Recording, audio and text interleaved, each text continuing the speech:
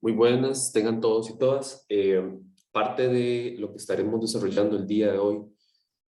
tiene que ver fundamentalmente con el tema de la reforma gerencial o reforma administrativa que sucede a nivel global, fundamentalmente en los países latinoamericanos, en la década de los 90 y que ha sido consistente hasta nuestros días. Claramente esa consistencia tiene sus gradualidades, tiene sus matices, tiene sus diferencias y no es la misma reforma gerencial o administrativa que se aplicó en la década de los 90 a la que podamos estar sucediendo hoy día. Cabe destacar que no existe hasta hoy día este proceso de reforma gerencial, que no es un proceso acabado y que se encuentra más bien en una instancia, creo yo, de ajustes y de reforzamiento, que implica a su vez modificaciones dentro de la estructura normativa y administrativa, pero también en la forma de cultura a nivel general. Y esto porque todo proceso público, todo proceso generado desde la institucionalidad pública, desde el Estado, desde los procesos del mercado, genera procesos de culturalización, dinámica de culturalización, que es la forma de aprehensión de esas nuevas acciones, de esos nuevos símbolos, de esas nuevas generaciones de políticas y de dinámicas ya sea de consumo, dinámicas de sociabilización y dinámicas de relacionamiento entre lo público, entre lo privado, entre lo estatal y entre lo mercantilizado. Para continuar con este proceso, vamos a entender que en nuestro país la famosísima reforma de Estado es un concepto que se ha utilizado de forma muy peligrosa, de forma muy vaga y de forma poco precisa. Esto porque tuvimos o tenemos distintas etapas y distintas connotaciones de reforma de Estado a lo largo de nuestros procesos de transformación estructural, tanto del aparato productivo como del aparato estatal, y hemos tenido distintas expresiones de reforma de Estado, pero ninguna ha sido vinculada estrictamente a un proceso puntual, ¿no? No se ha ubicado, por ejemplo, en un determinado gobierno se realizó la reforma de Estado. Más bien lo que presenta Costa Rica, a diferencia de distintos países, es que durante distintos gobiernos se han modificado distintos ámbitos de la estatalidad y de los elementos productivos y de la economía. Recordemos que lo productivo, que la economía, que los medios de producción y demás están fuera de eso que llamamos Estado y se ubican en otro lugar, que tienen una relación, que tienen un vínculo, que tienen una afectación mutua, pues es cierto, pero se ubican dentro de distintos niveles. Entonces vamos a entender una reforma de Estado como mecanismo de transformación y de consolidación. Y tiene por defecto una agenda política y económica, es decir, una externalización de intereses de una élite o de un sector político o económico, que va a buscar, por supuesto, una modificación, un rediseño y una reestructuración de cambios institucionales, culturales, jurídicos y económicos. Esto es central porque la reforma de Estado se comprende como modificaciones y transformaciones que van a tener repercusiones de lo institucional, de la aplicación de lo institucional a las formas de relacionamiento cultural, ¿no? Y tienen también una relación con la economía y con las formas de producción. Y esto ya lo hemos venido trabajando a lo largo del curso, porque nos hemos centrado fundamentalmente en la reforma estructural económica, que buscaba una regulación y una desregulación, pero también de los cambios y modificaciones al interno de las formas de producción. En términos muy globales, se presentan 4 distintos ámbitos de reforma estatal que tienen a su vez distintos elementos y ámbitos de acción. En este sentido, nosotros y nosotras nos estaremos ubicando en la reforma administrativa. No obstante, ya hemos trabajado la reforma estructural económica, sucedía en la década de los 90, inicios de los 2000. Nos hemos también abocado a las discusiones sobre la reforma del tamaño de la institucionalidad y cuáles son, al menos en términos muy globales, las propuestas y las nociones que se disputaban en aquel momento y que no subsisten hoy en día. Digo, es que la gradualidad y la distinta formación de esta reforma ha sido que su aplicación subsiste a distintos gobiernos, los sobrepasa y, por el contrario, tenemos dinámicas de contención, de regulación, dinámicas que al final del día de la institucionalidad pública o no han permitido los procesos de edificación de estas reformas, o que por el contrario, desde la ciudadanía, la oposición a este tipo de reformas ha sido consistente. Y en muchos casos y en muchas de las expresiones de organización de la sociedad civil frente a procesos de privatización, procesos de tercerización y procesos de desestructuración de lo público, han sido la vanguardia en no permitir una reforma mucho más integral. Y esto es importante señalarlo porque la oposición prácticamente ha venido de los sectores sociales, de los movimientos sociales. Y los casos puntuales podrían ser la lucha contra el combo del ICE, que era prácticamente un paquete de 3 grandes reformas que reestructuraban, rediseñaban el Instituto Costarricense de Electricidad. Y para el año 2007, con el tema de la movilización contra el Tratado de Libre Comercio con Estados Unidos y Centroamérica. Estos elementos, tanto de contención desde la institucionalidad, pero de contención desde la ciudadanía, han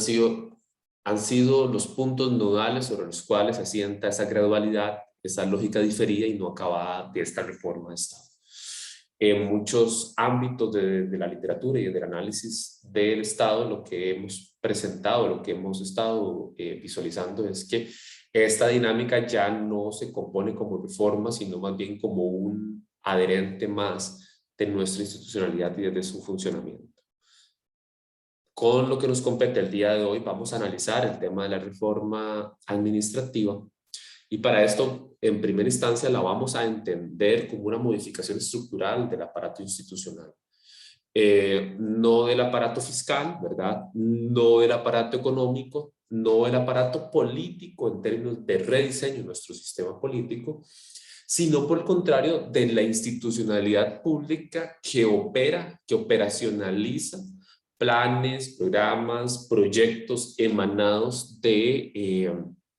la construcción participativa democrática en nuestro país. Y son esas instituciones, son esas formas de organización de distintos sectores y ámbitos, los cuales se ven vulnerados y afectados por esta reforma administrativa. Y eso también tiene que ver con el tema de modificación de reglas, de procedimientos, procesos y formas de gestión de la institucionalidad. Es importante reseñar que lo que se modifica en los años 90 es la consistencia y el paso de la administración pública burocrática a la administración pública gerencial. Vamos a comprender como la administración pública burocrática aquella que a nivel mundial, digamos, sobre todo en el norte global, en Estados Unidos, Inglaterra, se fundamenta en los preceptos emanados por el liberalismo clásico, posteriormente se refuerza con las tesis keynesianas. Es una administración orientada a la universalidad, a bases universales, con una alta jerarquía y con normas y procedimientos bastante rígidos que no anidaban y no discutían, conversaban directamente con la ciudadanía. Eran procesos administrativos enfocados en un cumplimiento prácticamente a rajatabla de normas globales. Esto también, y en el caso ya puntual de nuestra experiencia en Latinoamérica y específicamente en Costa Rica, esta forma de administración empieza a tomar fuerza, como lo hemos estado estudiando a lo largo del curso, desde la década de los 40, donde ya hay un rediseño institucional que empieza a adoptar esta forma pública burocrática de la administración en términos de procesos de control, procesos de creación de instituciones con alta funcionalidad jerárquica, y también con procesos ya de rediseño de la presencia institucional estatal dentro del quehacer y dentro de la vida pública. Esto es muy importante porque toma fuerza claramente con los procesos de generación de modelo de desarrollo más industrializador de la década de los 60 y los 70 en el país. Sin embargo, encuentra su tope en la crisis de los 80 y encuentra su reforma a finales de esta década, inicio de la década de los 90, con lo que se llamó la nueva administración pública, que es la base sustancial, pero que en términos generales tiene un enfoque gerencialista. Y este enfoque gerencialista de la nueva administración pública se inspira en los procesos de transformación a lo interno del espacio privado, a lo interno de las empresas privadas, del sector privado, que se traslapan a la institucionalidad pública. Entonces podemos ver como elementos de eficacia, de eficiencia, sostenibilidad, ese tipo de conceptos, pero también de procedimientos, de lo que implica rentabilidad, por ejemplo, flexibilización, gestión del gasto, gestión de los recursos humanos, gestión del tiempo, costos, adquisiciones, se transforma en la jerga particularizada de nuestro sector público, y con base en estos preceptos es que se empiezan a desarrollar otra nueva forma de gerencializar o de gerenciar la administración pública. Entonces vamos a tener que hay una disminución de los niveles jerárquicos, una flexibilización en buena teoría, digamos, y eso es en mucha teoría, una flexibilización de la gestión y un aumento de la autonomía gerencial. Nótese que si les menciono que esto es en lo teórico, en lo práctico, lo cierto es que estamos con procesos, con normas, con procedimientos institucionales que son históricos y que de una u otra manera su forma y su transformación es, uno, muchísimo más lenta, dos, tiene mayores detractores a lo interno de la institucionalidad pública, y número tres, los procesos de culturalización de esas nuevas formas implican tiempo, implican formación e implican también que se generen las respuestas normativas, legales y jurídicas para su óptimo desarrollo. En este sentido, esta nueva forma de gerencia de administración pública gerencial tiene una serie de características que son centrales para entender su núcleo, tanto programático, pero también su núcleo de vínculo con el modelo de desarrollo y con las transformaciones a nivel productivo e institucional. Y esto hay que verlo de una forma global, de distintas reformas, de distintos ámbitos de la estatalidad que tienen a su vez una connotación enfocada en la modificación de un modelo que hasta la fecha se ha considerado hegemónico, que tiene como base los principios neoliberales. Ahora bien, si bien es cierto que esta nueva administración pública gerencial tiene su base en el sector privado, lo cierto es que hay que trabajarla con matices y no desdeñar de previo su potencialidad en la transformación de un aparato estatal muchísimo más flexible, con muchísimo mayor participación ciudadana y con procesos de democratización que al final del día beneficien a la generación de política pública, que es el punto medular de encuentro entre la ciudadanía y entre la institucionalidad. Es importante acá mencionar que la reforma requiere una serie de cambios institucionales que faciliten o que en aquel momento facilitaban su proceso de inserción en la estructura pública e institucional, que se presenta en algunos aspectos como rediseño, ¿verdad? Como transformación prácticamente de todo el núcleo de operación, pero en algunos otros casos como seguimiento de elementos fundamentales que la administración pública burocrática nos dejó. Y en este caso el tema de la profesionalización del sector público es un elemento central. Los procesos de tecnificación o profesionalización del sector público tenían como punto medular eliminar todo aquel sesgo clientelar que, que las formaciones institucionales primarias tenían, ¿verdad? En el cual no ingresaban por capacidades ni tampoco por conocimientos, sino por relaciones clientelares a la institucionalidad pública. Y esto con la administración pública burocrática se logra romper, es decir, se dan los procesos de profesionalización del sector público, elemento que fue reseñado dentro de este curso para el estudio del modelo desarrollista en la década de los 60 y los 70 y que se sostiene, digamos, también en la administración pública gerencial. Para esto se necesita una formulación de reglas generales y claras que modifiquen los incentivos para la actuación de los actores, lo que en suma se constituiría un nuevo contrato entre políticos, funcionarios y la sociedad civil. Pero también es necesario, como punto de entrada, una nueva cultura administrativa, aplicando de forma continua las reformas, monitoreándolas y estableciendo las diferencias respecto a los ámbitos burocráticos. Nótese que en ese sentido hay procesos operacionalizables y operacionalizados como eficiencia, eficacia, sostenibilidad, que son aplicados a este nuevo proceso. Sin embargo, dentro de las características de la reforma gerencial, es importante mencionar, número uno, que hay una profesionalización de la alta burocracia. Nuevamente, se transforma la dinámica de jerarquía y la dinámica de gerencia dentro de las instituciones públicas, se modifican y se buscan un elemento muchísimo más tecnificado de las personas que entren a este núcleo. Hablamos de alta burocracia, todo el sector de las instituciones públicas que dentro de sus tareas tienen prácticamente la dirección administrativa y en algunos casos política, dependiendo de la forma institucional, de dicha institución, valga la redundancia. Esta profesionalización de la alta burocracia implica una constitución de un núcleo estatal estratégico, que es fundamental para la formulación, supervisión y regulación de las políticas públicas, y esto ha formado también una élite burocrática muy técnica, bastante preparada, digamos, en algunos casos, y con una motivación central en el ámbito de formalización de la gerencia. Nuevamente, nótese que es una aprehensión de elementos que ya dentro del sector privado se venían trabajando durante la década de los 70s y los 80s y que se traslapa esta nueva forma de estructura a la institucionalidad pública.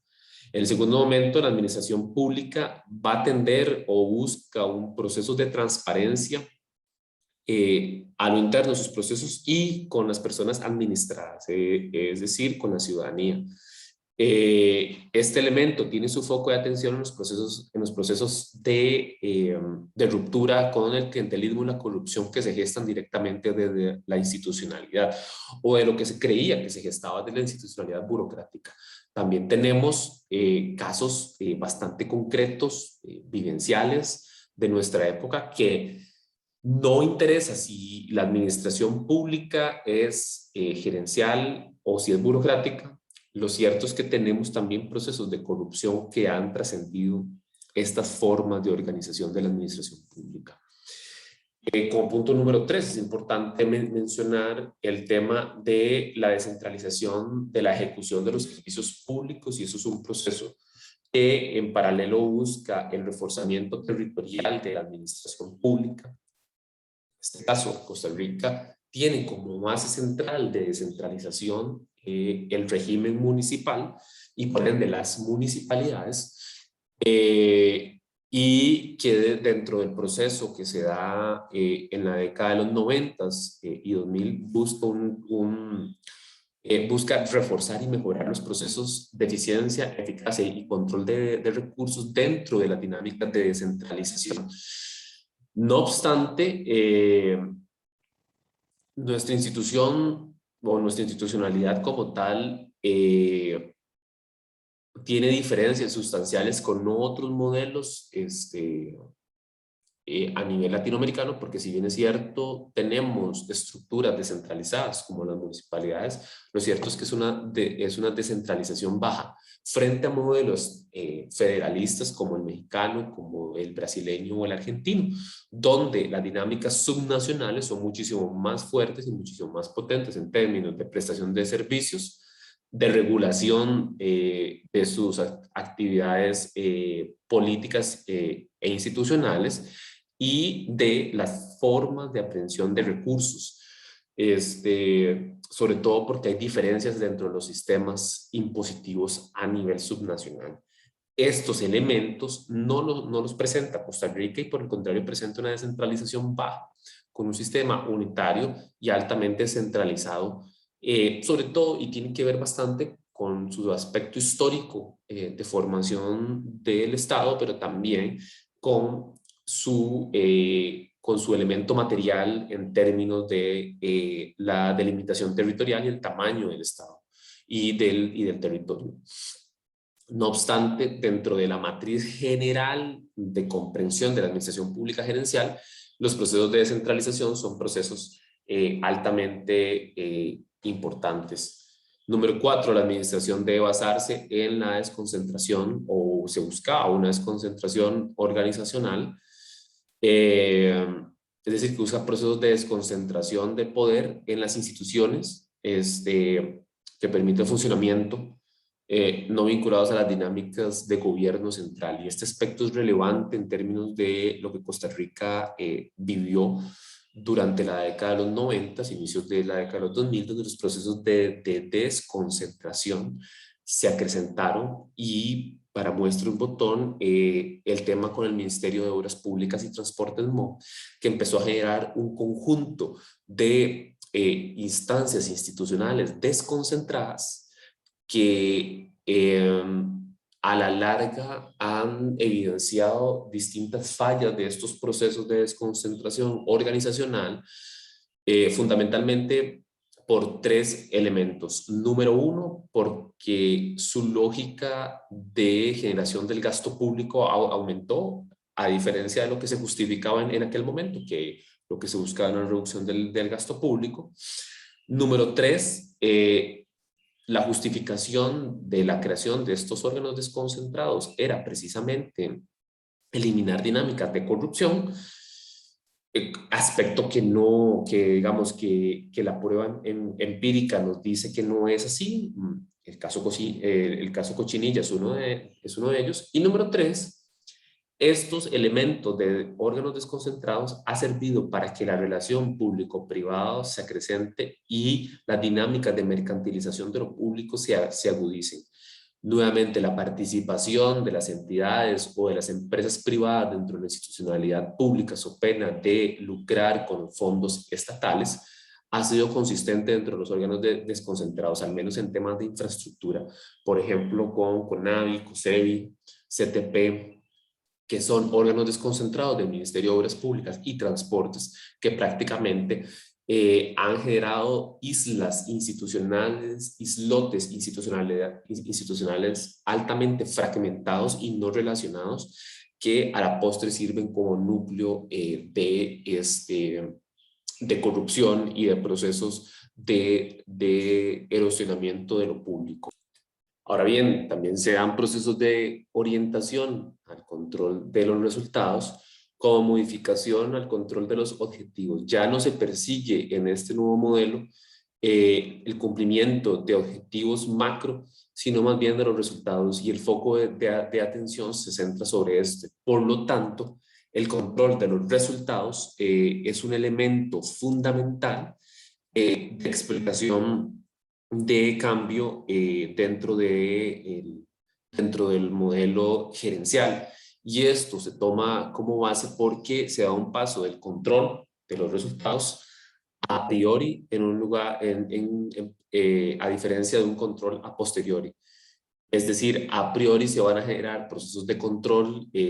sobre el uso de gasto público, sobre el accionar de actividades, sobre la planificación, sobre la gestión propia de los proyectos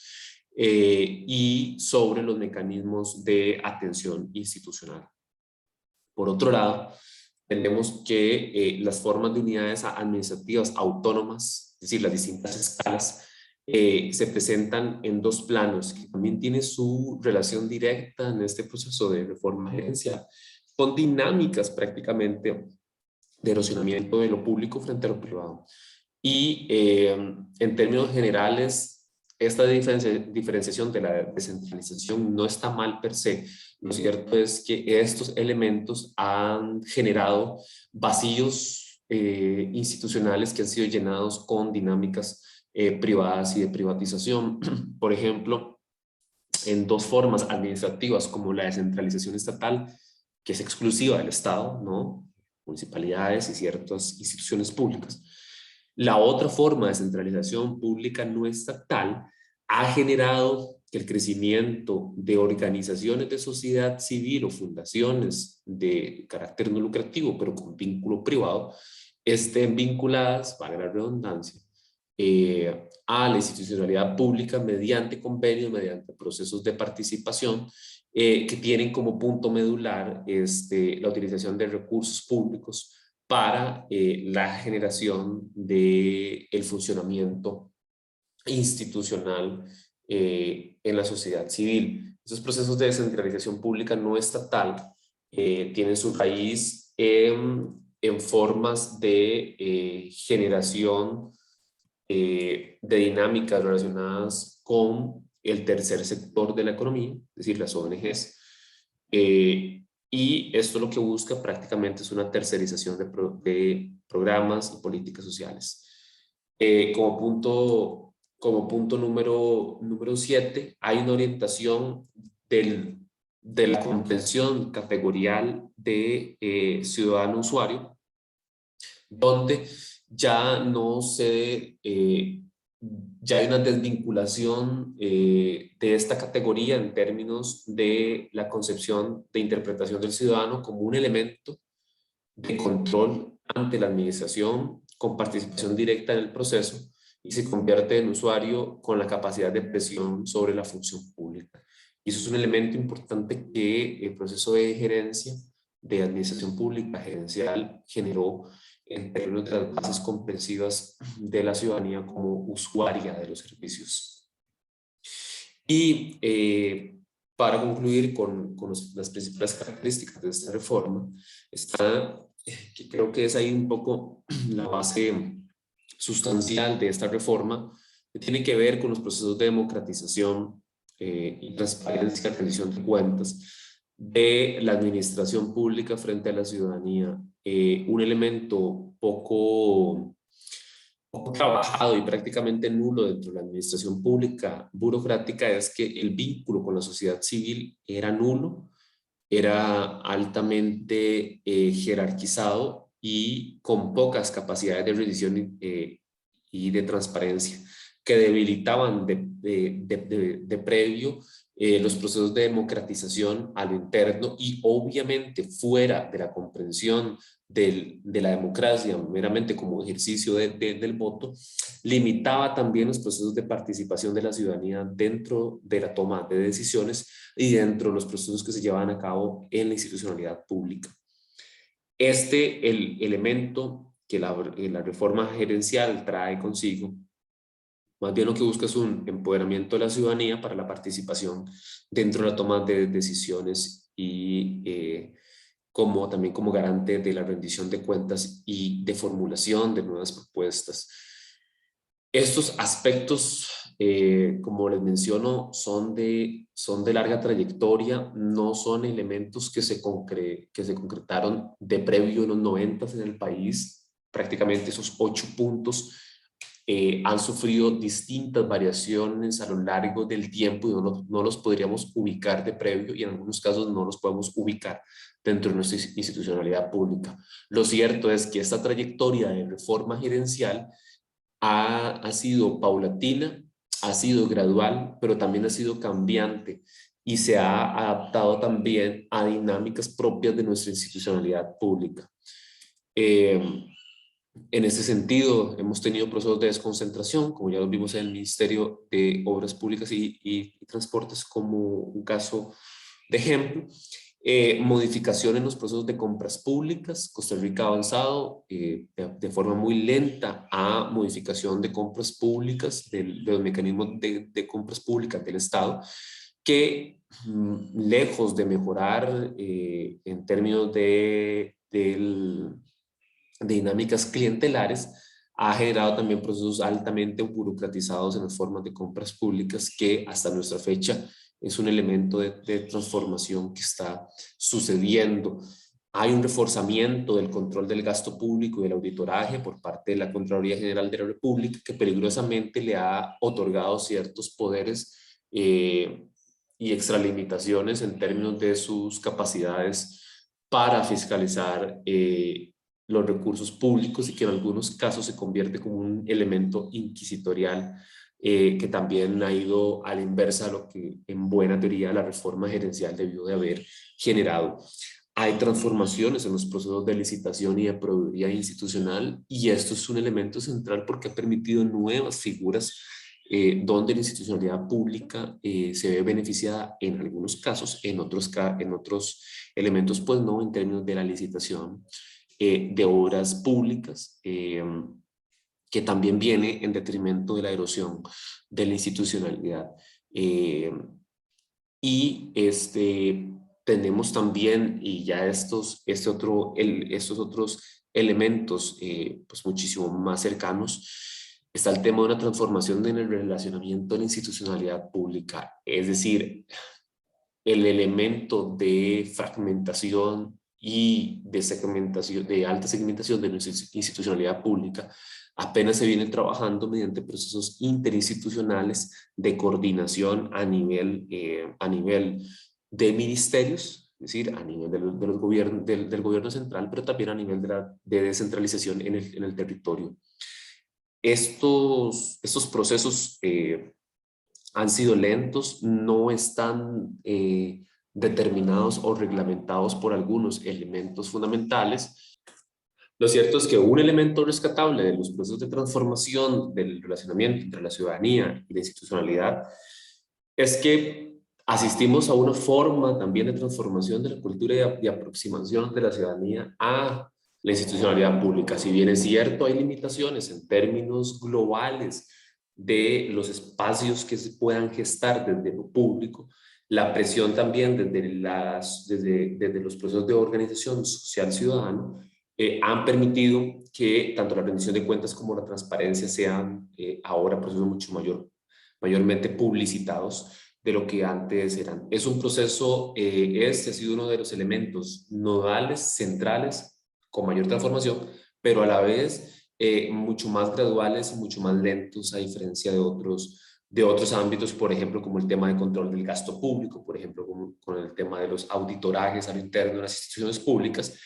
o bien de los procesos de licitación. Es importante señalar que eso también, y de última generación de ese tipo de reformas, viene toda la comprensión y de las dinámicas de planificación y evaluación desde la gestión de resultados para el desarrollo como nueva matriz teórica y conceptual, pero también metodológica y operativa sobre cómo la institucionalidad pública debe de generar procesos de planificación y obviamente de evaluación. Ambos procesos no son separados, sino más bien desde la gestión de resultados para el desarrollo se conciben como procesos paralelos de construcción inicial y que deben de ser también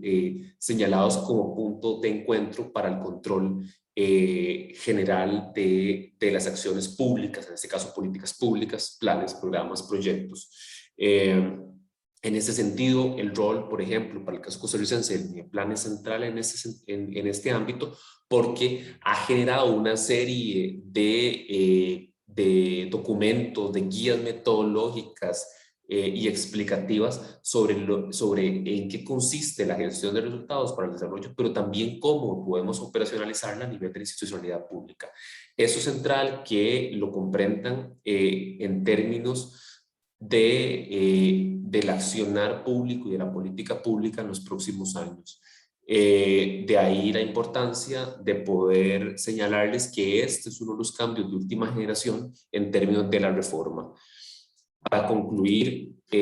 hay implicaciones, hay retos, hay oportunidades en la trayectoria de la reforma administrativa. Una de las implicaciones más grandes es que, si bien es cierto, ha generado cambios que permiten mayor flexibilización, mayor control, mayor utilidad en la eficiencia y eficacia de los recursos, lo cierto es que hay una disputa directa de lo público que se ha evidenciado en los últimos años y que también tiene como punto de partida no solo la reforma administrativa, pero sino también las discusiones sobre la reforma del tamaño de la institucionalidad, ¿verdad? Esta disputa de lo público tiene como un punto central los procesos de tercerización de la política pública, que es un aspecto que al final de cuentas erosiona las capacidades institucionales y por lo tanto las capacidades de poder asistir a las poblaciones más vulnerabilizadas, a los proyectos públicos que se generen, a las dinámicas de relacionamiento con la ciudadanía y sobre todo a la comprensión de los fenómenos y las causales centrales de la debilidad institucional. Hay una falsa dicotomía en esa disputa de lo público, que es anteponer lo público contra lo privado. Este elemento y esta falsa dicotomía lo que genera son rupturas y pocas apreciaciones en el análisis y por lo tanto en las modificaciones que se puedan realizar. Se toma como enemigos tanto lo público como lo privado, sin embargo hay una relación generalizada que es necesaria para el funcionamiento democrático del país, pero también para el desarrollo tanto económico como institucional. En este sentido, esta falsa dicotomía está dada prácticamente desde lo privado de un ataque directo a lo público mediante discursos que van contrarios a la formación de relaciones mucho más sostenidas para la atención de las poblaciones más vulnerabilizadas. Hay una erosión de lo público frente a lo privado y esto es importante señalarlo porque parte de los procesos de tercerización implica un proceso de erosión de lo público. Mediante las dinámicas de mercantilización que tienen que ver con alianzas o relaciones público-privados que al final del día limiten el accionar público y aumenten las capacidades privadas, pero también en la forma de cómo se concesiona o licita la acción pública a lo privado. Y hay una persistencia de estructuras poco flexibles dentro de nuestra institucionalidad que son persistentes prácticamente desde hace más de 40 años. Es decir, el no acabar la reforma administrativa ha generado híbridos institucionales que por un lado permiten ciertas aproximaciones a dinámicas de mayor eficiencia y control, pero por otras han instaurado también elementos de burocratización en el proceder público que limitan sobre todo y en última instancia el derecho a la ciudadanía a tener una resolución de sus problemas, de sus necesidades de sus peticiones en tiempo y forma generalizable.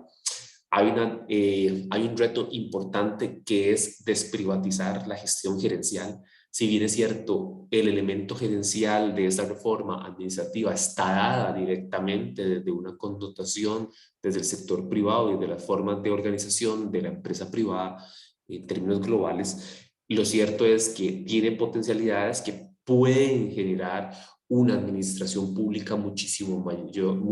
más acorde al cumplimiento de los resultados, a procesos muchísimo mayor, procesos simplificados tanto en los trámites como en las actividades, y también a dinámicas de ordenamiento al interno de la institucionalidad pública que son elementos centrales para un mejor funcionamiento. En este caso, desprivatizar esa gestión gerencial y proponer una forma de gerencia pública, digamos, con connotaciones no privatizadas, es un elemento que podría contribuir y dar respuesta a las formas de corrupción que se puedan estar presentando dentro de la institucionalidad pública. Hay un reto acá medular que es no reburocratizar la administración pública. La reforma administrativa en general era contraria a este proceso de reburocratización. Sin embargo, hemos dado cuenta de que algunas persistencias burocratizadas han inhibido esta forma inicial de la reforma administrativa y por lo tanto han generado procesos muchísimo mayor de burocratización, en este caso el tema de los controles que en algunos casos pueden sobreponerse a un funcionamiento óptimo de la institucionalidad pública. En el tanto hay un aumento de los mismos. Y por último, las oportunidades de crecimiento a partir de la trayectoria de la reforma administrativa está dada en la flexibilidad del aparato público frente a la ciudadanía. Y es que si bien es cierto, el germen, el gen mismo que da vida a la reforma administrativa está dada por procesos de democratización de la institucionalidad hacia la ciudadanía, eh, ha sido un proceso lento, como se los mencionaba. De ahí la importancia del acercamiento y el control ciudadano en los procesos públicos, de mayor participación democrática más allá de las urnas dentro de los procesos de decisión. Y para esto, no solamente dentro de las instituciones públicas centralizadas, sino también desde las descentralizadas, es decir, desde las municipalidades, desde la gestión local. Y eso es un elemento central que puede favorecer al reforzamiento de la democracia. Y por último hay un replanteamiento, y eso es una de las oportunidades de crecimiento que tenemos con esta trayectoria de reforma administrativa, que es un replanteamiento de lo público frente a las dinámicas de mercado. Es importante revalorizar el elemento público que para muestra un botón durante la pandemia ha sido el elemento de contención más importante que tiene el país frente a los procesos o frente a los momentos de crisis. Es importante un giro de lo público, un mayor señalamiento, un mayor reforzamiento, no para hacerlo crecer, no para aumentar el gasto, como ha sido el discurso que se ha construido a lo largo de estos años, sino por el contrario, para buscar mecanismos de solución a los problemas públicos, relacionándolos también con el ámbito privado, ¿no? En una conjunción, en una forma de relacionamiento justo. Replantear también la importancia de tener no instituciones grandes, sino instituciones fuertes en términos presupuestarios, en términos técnicos, que tengan las capacidades de poder generar acciones directas en momentos de crisis, que pueden generar acciones directas frente a las necesidades de la ciudadanía. Estos elementos son de alta discusión. Esto implica, y esto ha implicado desde la década de los 90 hasta nuestros días, una trayectoria más que un momento puntual de reforma administrativa. Esta reforma ha sido en trayectoria y no en momento puntual, que ha tenido sus hitos más importantes. No obstante, tiene como punto central dinámicas paulatinas de crecimiento en sus distintos ámbitos. Hoy, por ejemplo, nos encontramos a procesos de simplificación de trámites, un elemento que era central en la primera etapa de esta reforma administrativa, pero que termina siendo medular y que Costa Rica se aproxima cada vez más a procesos de simplificación de trámites hasta hace 10 años, por ejemplo. Entonces tenemos un reto por delante, que es que esta reforma administrativa revalorice lo público, lo ponga en el centro, pero también ponga en el centro a la ciudadanía, ponga en el centro a las personas, y que se apoye también, y ahí es importante también comprender que desde el sector privado, desde el ámbito privado, tienen que haber procesos de apertura y de solidaridad frente a lo público en un relacionamiento que es óptimo, que es necesario, pero que no puede sucederse bajo dinámicas de subordinación de lo público frente a lo privado. Es importante que ustedes también vinculen esto con los procesos de transformación estructural dentro del plano económico, pero también que lo piensen en términos de la profundización de la democracia y lo que posteriormente vamos a estar analizando en términos del relacionamiento de la ciudadanía con los partidos políticos, con los movimientos sociales, frente a las distintas disputas dentro de la estatalidad y obviamente dentro del avance de un modelo neoliberal que a todas luces ha generado procesos de erosión de lo público, que a todas luces ha generado procesos de aumento de las desigualdades, y que, si bien es cierto, su modelo económico presenta importantes indicadores, lo cierto es que las dinámicas de acumulación de las riquezas están concentradas en muy pocas manos, y eso es un elemento disparador de las desigualdades territoriales, de género, obviamente de ingreso y de clase. Y como politólogos y politólogas en potencia, debe de ser un punto de análisis y de vinculación de todos los elementos históricos que hoy nos dan a vivas luces un modelo de Estado bastante particular, pero que también en los últimos 4 o 5 años se encuentra en un proceso de profundización de este tipo de reformas muchísimo más agresivas de la institucionalidad pública. Muchas gracias y nos vemos en próximas semanas.